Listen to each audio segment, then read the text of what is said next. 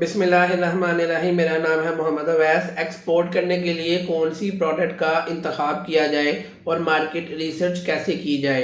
Welcome back to my students in our pop series, जिसमें हम आपको import export basics free of cost सिखा रहे हैं। आज हमारी क्लास नंबर 3 है। अगर आपने प्रीवियस क्लासेस वॉच नहीं की तो मेरे यूट्यूब चैनल पर जाएं, वहाँ पे प्ले लिस्ट होगी, वहाँ पर जाके आप मेरी प्रीवियस क्लासेस वॉच कर लें। तो चलिए अल्लाह का नाम लेके आज की क्लास का आगाज़ करते हैं। अंडरस्टैंड यूर सेल्फ फर्स्ट, अपने आप को समझें। देखें, एक्सपोर्ट का कारोबार करने के लिए प्रोडक्ट कौन सी सिलेक्ट करनी है ये डिपेंड करेगा आप पे कि आप इस टाइम दुनिया के किस मुल्क में हैं, किस शहर में हैं, आपके लिंक्स में कौन कौन से बंदे हैं, या अगर तो आप खुद कोई प्रोडक्ट बनाते हैं, नहीं बनाते, या कोई बनाता है तो वो क्या बनाता है। देखिए, डेफिनेटली आप जिस शहर में बैठे हैं उस शहर में जो चीज़ें बनती हैं उसी के रिलेटेड ही आप कोई प्रोडक्ट पिक करके एक्सपोर्ट करेंगे। अब यहाँ पर दो कैटेगरीज आ जाती हैं। पहली कैटेगरी है वो बच्चे जो ऑलरेडी जिनका अपना या उनके वालिद का कोई अपना ज़ाती मैन्युफैक्चरिंग सेटअप है, तो डेफिनेटली जो चीज़ आप ऑलरेडी खुद बनाते हो उसी को ही आपने एक्सपोर्ट करना है। प्रोडक्ट हंटिंग या सिलेक्शन का मसला आपके लिए हल हो गया। लेकिन अगर आपका अपना कोई मैन्युफैक्चरिंग सेटअप नहीं है, या वालिद का कोई मैन्युफैक्चरिंग सेटअप नहीं है, या भाई का कोई मैन्युफैक्चरिंग सेटअप नहीं है, तो फिर आपने अपने रिलेटिव्स को देखना है कि आपके रिश्तेदारों में कौन कौन से ऐसे लोग हैं जिनका अपना मैन्युफैक्चरिंग सेटअप हो। खाला, मामू, चचा, ताया, फूफो, इनमें से आपने देखना है कि क्या इनमें से कोई ऐसा बंदा है जिसका कोई अपना मैन्युफैक्चरिंग सेटअप हो, या आपका कोई कज़न हो जिसका कोई मैन्युफैक्चरिंग सेटअप हो, या आपका कोई दोस्त हो जिसका कोई मैन्युफैक्चरिंग सेटअप हो। तो इन सब लोगों को आपने कांटेक्ट करना है। इनमें से कोई ना कोई बंदा आपको मिल जाएगा जिसका ज़ाती अपना कोई मैन्युफैक्चरिंग सेटअप होगा, और जिसका होगा उसके साथ आपने कोलैबोरेशन करनी है और वो वाली प्रोडक्ट आपने एक्सपोर्ट करनी है। लेकिन अगर आपका इन तमाम रिश्तेदारों में से किसी का भी कोई मैन्युफैक्चरिंग सेटअप नहीं है, यानी कि आपके पूरे ख़ानदान में कोई भी ऐसा बंदा नहीं है जिसका अपना मैन्युफैक्चरिंग सेटअप हो, तो फिर डेफिनेटली आपको मार्केट में खुद निकलना पड़ेगा। डिफरेंट आप जो है वो मेकर से मिलोगे, डिफरेंट प्रोडक्ट की प्राइजेस लोगे, और उनमें से कोई एक प्रोडक्ट आप फाइनलाइज करोगे और उसको एक्सपोर्ट की तरफ लेके जाओगे। लेकिन सबसे बेस्ट और रेकमेंडेड यही होता है कि आपका अपना मैन्युफैक्चरिंग सेटअप हो, या आपका कुछ जानने वाला हो जिसका मैन्युफैक्चरिंग सेटअप हो, उसके साथ आप कोलैबोरेशन करें और अपना एक्सपोर्ट का काम करें। क्योंकि जो प्राइस, कम से कम प्राइस वो बंदा आपको दे सकता है वो रैंडम पर्सन नहीं दे सकता। एक्सपोर्ट में सबसे ज़्यादा कामयाब वो लोग रहते हैं जिनका अपना ज़ाती मैन्युफैक्चरिंग सेटअप होता है, या फिर किसी रिश्तेदार का मैन्युफैक्चरिंग सेटअप होता है और वह उनके साथ ईमानदारी से चलता है, उनको कम से कम प्राइस देता है और बेहतर से बेहतर क्वालिटी ऑफर करता है। ऐसे बच्चों के लिए एक्सपोर्ट करना काफ़ी आसान हो जाता है। What Pakistan already export, Pakistan कौन कौन सी कैटेगरीज हैं जो कि ऑलरेडी एक्सपोर्ट करता है। अभी मैं आपको जो है ना टॉप 10 कैटेगरीज बताने लगा हूँ जो कि पाकिस्तान ऑलरेडी एक्सपोर्ट करता है। जाहिर है उन्हीं में से आपने कोई ना कोई कैटेगरी पिक करनी है और अपना एक कारोबार स्टार्ट करना है। 10 कैटेगरीज कौन कौन सी है। नंबर 1 है स्पोर्ट्स गुड्स, यानी कि खेलों का सामान। डेफिनेटली ये सियालकोट में बनता है। अगर आप सियालकोट से हैं तो आप स्पोर्ट्स गुड्स की कैटेगरी में जा सकते हो। कोई भी आपने जो है ना वो प्रोडक्ट पिक कर लेनी है खेलों के सामान के हवाले से, और उसका जो है ना मैन्युफैक्चरिंग सेटअप वाला बंदा फाइंड करना है और उसको पकड़ के आपने जो है वो मार्केटिंग करके एक्सपोर्ट कर लेनी है। सेकंड कैटेगरी पाकिस्तान से जो जाती है वो है सर्जिकल इंस्ट्रूमेंट्स। ये भी सियालकोट की प्रोडक्ट है, इसके भी मेकर्स आपको यहाँ से मिल जाएंगे।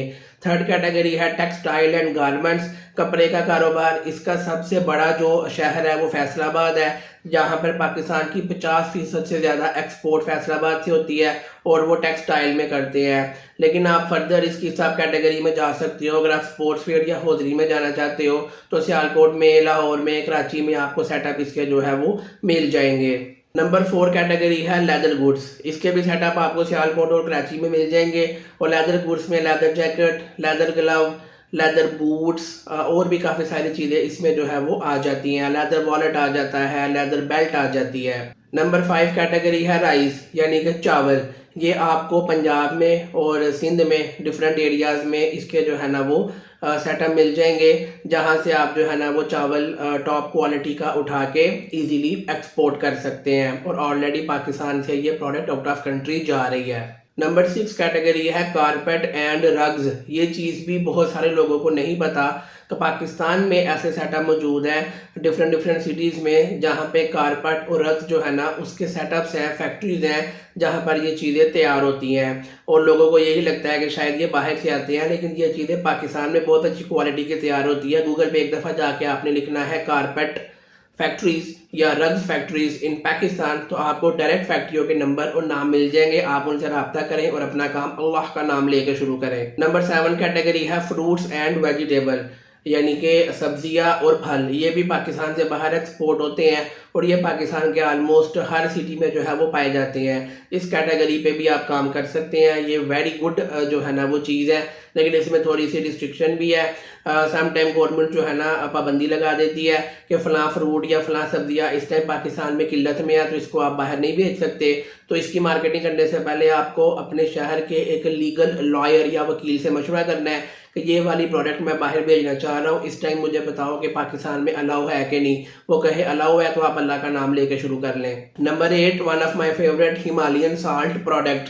पाकिस्तान में दुनिया की दूसरे नंबर पे सबसे बड़ी जो है ना वो नमक की कान है ख्योरा में, जहाँ से जो है ना पूरी दुनिया में ख़ास तौर पे पिंक सॉल्ट जो है ना वो एक्सपोर्ट किया जाता है और पूरी दुनिया यहाँ से पिंक सॉल्ट लेती है। अगर आप ख्योरा से हैं तो चुप करके अल्लाह का नाम लेके पिंक सॉल्ट की कैटेगरी में जाएं और उसमें जो है ना मार्केटिंग एडवर्टाइजिंग करके उसको आउट ऑफ कंट्री एक्सपोर्ट करें। ऑलरेडी पूरा पाकिस्तान इस पर काम कर रहा है जिनको समझ है। और अगर आप ख्योरा से नहीं है, किसी और शहर से हैं, तो भी आपने टेंशन नहीं लेनी। ख्योरा जाना है, वहाँ बंदों से मिलना है, लोगों से मिलना है, रेट लेने हैं, मार्केटिंग करके डायरेक्ट पिंक सॉल्ट की भी आप सेल कर सकते हो या उसकी प्रोडक्ट्स भी बना के जो है वो सेल कर सकते हो। और ये लीगल है, अलाउड है। पाकिस्तान से जो है ना पिंक सॉल्ट पूरी दुनिया में एक्सपोर्ट किया जाता है। इसमें आप बहुत अच्छे पैसे कमा सकते हो। नंबर 9 कैटेगरी है कटलरी एंड किचन वेयर, यानी कि किचन के हवाले से जो प्रोडक्ट्स हैं, स्पून, चम्मच, गिलास, ये सारे के सारे पाकिस्तान में तैयार होते हैं। सियालकोट में मैंने खुद ऐसी फैक्ट्रीज विजिट की हैं जहाँ पर ये कटलरी के जो सेट्स हैं स्टील के, स्टेनलेस स्टील के, बहुत अच्छी क्वालिटी के तैयार होते हैं और एक्सपोर्ट होते हैं। तो आपने इस कैटेगरी में भी जा सकते हैं। इसमें ज़्यादा कंपटीशन नहीं है, तो इसमें आपको क्लाइंट ज़्यादा जल्दी मिलने के हाई चांसेस हैं। नंबर 10 है फर्नीचर एंड हैंडीक्राफ्ट्स। ये भी पाकिस्तान की एक बहुत अच्छी प्रोडक्ट है और पाकिस्तान के काफ़ी ऐसे सिटीज़ हैं जो कि फेमस हैं फर्नीचर के हवाले से, कि वहाँ का जो फर्नीचर है वो टॉप क्वालिटी का है। तो आप उन सिटीज़ में विज़िट करके तो आप जो है ना वो रेट शेट लेके इसकी भी मार्केटिंग करके इसको एक्सपोर्ट कर सकते हैं। या हैंडीक्राफ्ट आइटम, छोटी छोटी आइटम है जो हाथ से बनती हैं, उनको भी आप जो है वो एक्सपोर्ट कर सकते हैं। नेक्स्ट आ जाएगा मार्केट रिसर्च, कि अभी हमें कैसे पता चलेगा कि कौन सी प्रोडक्ट हमें किस कंट्री में सेल करनी चाहिए। उसके लिए मैं आपको एक फ्री टूल देने लगा हूँ। उस टूल का नाम है गूगल ट्रेंड्स। गूगल ट्रेंड्स का टूल आपने इस्तेमाल करना है और वो टूल आपको बता देगा कि कौन सी प्रोडक्ट किस कंट्री में किस महीने में जो है वो आपको उसकी मार्केटिंग और एडवर्टाइजिंग करनी चाहिए, किस मुल्क में उसका ट्रेंड है, किस मुल्क में ट्रेंड नहीं है। गूगल ट्रेंड गूगल का ऑफिशियल टूल है, डाटा इसका एक्यूरेट होता है, फ्री ऑफ कॉस्ट टूल है। इसको आप सीखें और यहाँ से आप बड़ी अच्छे तरीके से अपने लिए एक मार्केट रिसर्च कर सकते हैं। नेक्स्ट आ जाएगा factors to choose your product. वो कौन कौन से फैक्टर्स हैं जिनकी बेस पे आपने अपनी प्रोडक्ट को सिलेक्ट करना है या रिजेक्ट करना है। नंबर 1 है डिमांड। डिमांड का मतलब है कि आपने देखना है कि उस प्रोडक्ट की कितनी ज़्यादा जो है वो मार्केट में डिमांड है। नंबर 2 है सप्लाई। सप्लाई का मतलब है कि कितने ज़्यादा या कम लोग उस प्रोडक्ट को सप्लाई कर रहे हैं। अगर एक चीज़ की डिमांड जो है वो ज़्यादा है और सप्लाई जो है ना वो कम है, तो उस आइटम में एंटर होना आपके लिए गोल्ड माइन है। और अगर एक प्रोडक्ट की डिमांड कम है और सप्लाई ज़्यादा है, तो उसमें एंटर होना जो है वो मुश्किल है और उसमें प्रॉफिट मार्जिन भी आपके लिए बहुत कम होगा। तो आपने कोशिश करनी है वो वाली प्रोडक्ट का इंतखाब किया जाए जिसकी डिमांड ज़्यादा हो और सप्लाई उसकी जो है वो कम हो।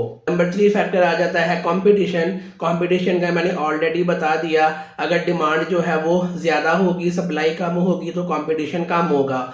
और अगर डिमांड जो है वो कम है, सप्लाई ज़्यादा है, तो कंपटीशन भी ज़्यादा होगा।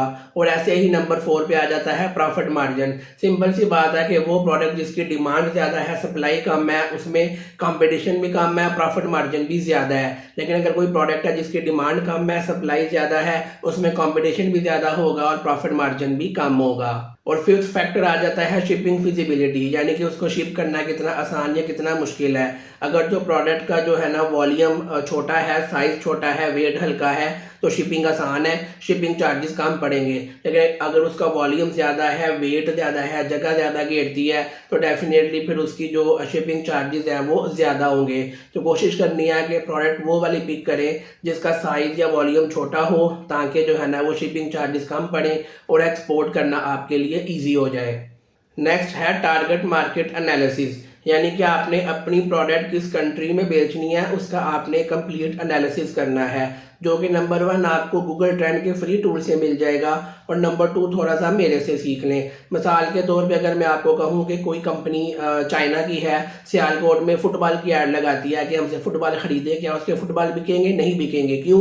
क्योंकि हम लोग खुद फुटबॉल बनाते हैं और ऑल ओवर वर्ल्ड जो है उसको एक्सपोर्ट करते हैं।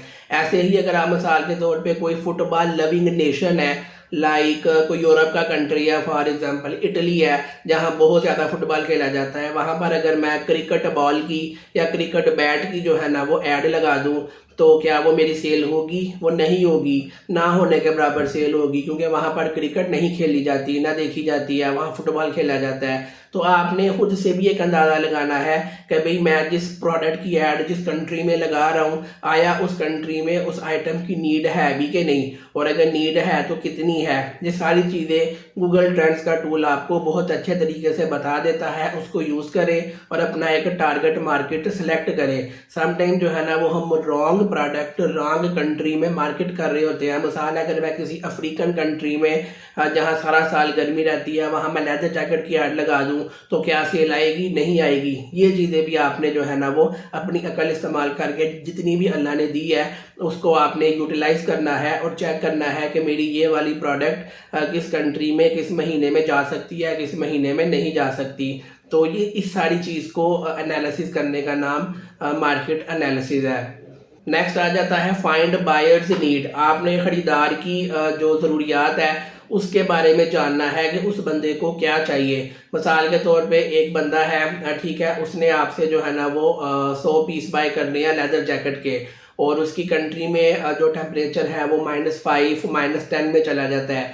तो आपने उसको उस तरीके से लेदर जैकेट बना के देनी है जो -10 टेम्परेचर में भी बंदे को अंदर से जो है ना वो हीट अप रखे। तो आपने बायर की नीड जाननी है कि उसको क्या चाहिए। कुछ बायर्स होंगे उनको सस्ती चीज़ चाहिए होगी, उनको क्वालिटी से फ़र्क नहीं पड़ता। कुछ होंगे जिनको टॉप क्वालिटी चाहिए होगी, उनको पैसों से फ़र्क नहीं पड़ता। तो आपने ये जानना है कि आपकी बायर की क्या नीड है। उसको टॉप क्वालिटी चाहिए, लो क्वालिटी चाहिए, महंगा चाहिए, सस्ता चाहिए, किस मटेरियल में चाहिए, किस साइज़ में चाहिए, कब चाहिए। उसकी ये सारी नीड्स को जानने के बाद आप जो है ना फैसला करेंगे कि मैंने इस बायर के साथ काम करना है, नहीं करना, क्या प्राइस देनी है, वगैरह वगैरह। आप अगर बायर की नीड जान गए तो आपने आधी से ज़्यादा एक्सपोर्ट उधर ही विन कर ली। नेक्स्ट आ जाता है कॉमन मिस्टेक्स। जो बच्चे प्रोडक्ट सिलेक्शन या मार्केट रिसर्च के दौरान मिस्टेक्स करते हैं वो क्या क्या चीज़ें हैं। नंबर 1 उसमें आ जाता है डिमांड एंड सप्लाई। उसकी डिमांड एंड सप्लाई चेक नहीं करते कि भाई जो प्रोडक्ट मैं पिक कर रहा हूँ उसकी दुनिया में कितनी डिमांड है और कितनी सप्लाई है, क्योंकि वो चेक किए बगैर आप तुक्के लगाएंगे और तुक्के से कारोबार नहीं होता। सेकंड नंबर पे आ जाता है मैन्युफैक्चरिंग का मसला कि अगर आपका अपना सेटअप नहीं है, किसी रिश्तेदार का भी सेटअप नहीं है, आप रैंडमली किसी बंदे से माल उठा रहे हैं और महंगा उठा रहे हैं, तो भी आपको सेलिंग करने में प्रॉब्लम आएगी। अगर आपकी जेब में 4 पैसे हैं तो मेरा सबसे बेहतरीन आपको मशवरा होगा एक्सपोर्ट करने से पहले अपना ज़ाती मैन्युफैक्चरिंग सेटअप लगाने के बारे में सोचें। जिस दिन आपका अपना सेटअप लग गया तब आपके पास पैसे कमाने के मल्टीपल ऑप्शंस होंगे। पहली ऑप्शन कि आप लोकल पाकिस्तान की मार्केट में लोकल लोगों को बेच के भी चीज़ें कमा सकते हो। नंबर 2, लोकल जो बच्चे हैं जिनका अपना सेटअप नहीं होता वो कोई मेकर फाइंड कर रहे होते हैं, लेकिन उनके पास बाहर का क्लाइंट होता है, वो आपसे आके माल तैयार करवा के जो है वो बाहर भेजेंगे, आपको वहाँ से भी प्रॉफिट होगा। नंबर 3, आप अपना कोई ज़ाती ब्रांड लॉन्च कर सकते हो। नंबर 4 है कि आप डायरेक्ट जो है ना वो खुद भी एक्सपोर्ट की तरफ जा सकते हो। जब आप अपना ज़ाती सेटअप लगा लेते हो तो आपके लिए पैसे कमाने के मल्टीपल ऑप्शन होते हैं, लेकिन जब अपना सेटअप नहीं होगा तो डेफिनेटली आपके लिए मार्केटिंग भी मुश्किल होगी, प्राइस के हवाले से भी आपको प्रॉब्लम आएगी, आप वो प्राइस नहीं दे सकोगे जो एक मेकर या मैन्युफैक्चरर दे सकता है। तो सबसे पहले अगर आपके पास पैसे हैं तो अपना ज़ाती सेटअप लगाएं ये चीज़ आपको फ्यूचर में बहुत काम आएगी और एक टाइम आएगा आपको समझ आ जाएगी मैंने ऐसा क्यों बोला था। अब हाथ उठा के मेरे लिए दुआ करेंगे और ज़रूर कीजिएगा। ये सीरीज़ डेडिकेटेड है मेरे वालिद मोहतरम जिनका नेम मोहम्मद इदरीस है। अगर आपको लगे कि इस सीरीज़ में आपको थोड़ा सा भी फ़ायदा हुआ है तो हाथ उठा के मेरे वालिद मोहतरम के लिए दुआ कर दें कि अल्लाह पाक उनको एक लंबी सेहत और तंदुरुस्ती वाली ज़िंदगी अता करे, उनका साया हमारे सरों पे कायम दायम रखे। और मेरे लिए दुआ कर दीजिए कि अल्लाह पाक मुझे सेहत और इस्तकामत दे ताकि मैं आपके लिए फ्री में कंटेंट लेके आता रहूं और अल्लाह पाक मेरे रोज़गार में इजाफा करे और मेरी ज़िंदगी में सुकून अता करे और दुनिया और आखिरत दोनों में मुझे कामयाबी अता करे। दुआ लाजमी कीजिएगा, इसके पैसे नहीं लगते। कंक्लूजन, आज की क्लास का कंक्लूजन यही है कि प्रोडक्ट सही सिलेक्ट करना कामयाबी की तरफ पहला कदम है एक्सपोर्ट में। अगर आपने प्रोडक्ट सही सिलेक्ट की तो आप आसानी से एक्सपोर्ट कर सकते हो। प्रोडक्ट रॉन्ग सेलेक्ट कर ली तो आपके लिए एक्सपोर्ट करना मुश्किल हो जाएगा। प्रोडक्ट हंटिंग के टॉपिक के ऊपर मैंने एक अलहदा से फ्री कोर्स बनाया हुआ है, वो भी मेरे यूट्यूब चैनल पे जाके आपको मिल जाएगा। लेकिन आज की क्लास में मोटा मोटा आपने ये समझना है कि वो वाली प्रोडक्ट एक्सपोर्ट करनी है जिसका आपका अपना सेटअप हो या आपके फादर का सेटअप हो या भाई का सेटअप हो या किसी रिश्तेदार का सेटअप हो या किसी जानने वाले का सेटअप हो, ताकि वहाँ से आपको कम से कम प्राइस में चीज़ मिले और आप अपना प्रॉफिट ऐड करके आसानी से मार्केट में सेल कर सके। तो राइट प्रोडक्ट का इंतखाब करना एक्सपोर्ट की कामयाबी का पहला कदम है। गलत प्रोडक्ट पिक कर लेंगे तो आपके लिए एक्सपोर्ट करना मुश्किल हो जाएगा। और लुबे लुबाब ये है कि कोशिश करें अपना ज़ाती सेटअप लगाएं और उसके लिए जो भी इन्वेस्टमेंट रिक्वायर्ड है अगर अरेंज हो सकती हैं तो करें।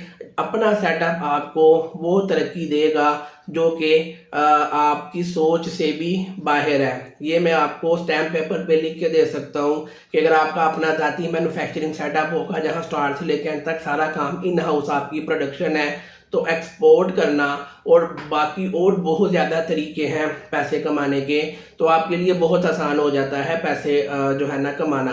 दाएं बाएं पैसे लगाने के बजाय कोशिश करें अपना ज़ाती एक्सपोर्ट का सेटअप जो है वो लगाएं। ये चीज़ आपको लाइफ टाइम पैसा कमा के देगी इंशाल्लाह। मेरे लिए हाथ उठा के दुआ करें। आई होप आज की क्लास में आपने काफ़ी कुछ सीखा होगा। इंशाल्लाह नेक्स्ट क्लास में आपसे मुलाकात होगी, तब तक के लिए इजाज़त दें। अल्लाह हाफिज़।